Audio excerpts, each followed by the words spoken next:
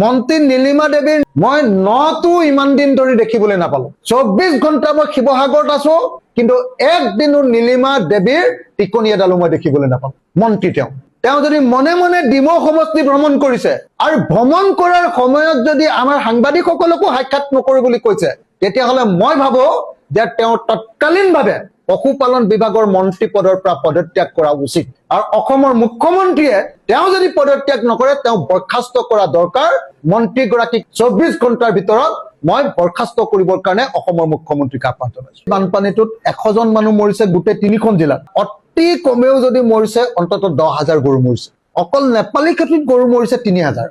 য'ত 10,000 গৰু বা মহ মৰিছে, ছাগলী মৰিছে, মুৰ্গী মৰিছে, হাঁহ মৰিছে, তাত পশুপালন মন্ত্ৰীগৰাকীয়ে 24 ঘণ্টা এই 3খন জিলাত উপস্থিত থাকি তেওঁলোকক উদ্ধাৰ আৰু তেওঁলোকৰ কাৰণে খাদ্যৰ ব্যৱস্থা গ্ৰহণ কৰাটো প্ৰয়োজন আছিলে। মন্ত্ৰী নীলিমা দেৱীৰ মই নটো ইমান দিন ধৰি দেখিবলৈ নাপালো। 24 ঘণ্টা মই শিৱসাগৰত আছো, কোনোবা দিন চৰাইদেউ জিলাত গৈছো, কোনোবা দিন যোৰহাট জিলাত গৈছো, কোনোবা দিন শিৱসাগৰ ডিষ্ট্ৰিক্টত।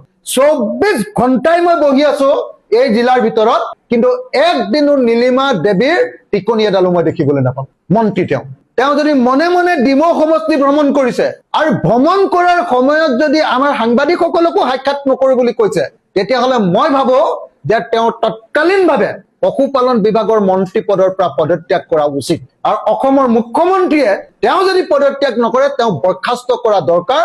নীলিমা শৰ্মা নামৰ মন্ত্ৰীগৰাকীক 24 ঘণ্টাৰ ভিতৰত মই বৰ্খাস্ত কৰিবৰ কাৰণে অসমৰ মুখ্যমন্ত্ৰীক আহ্বান জনাইছো।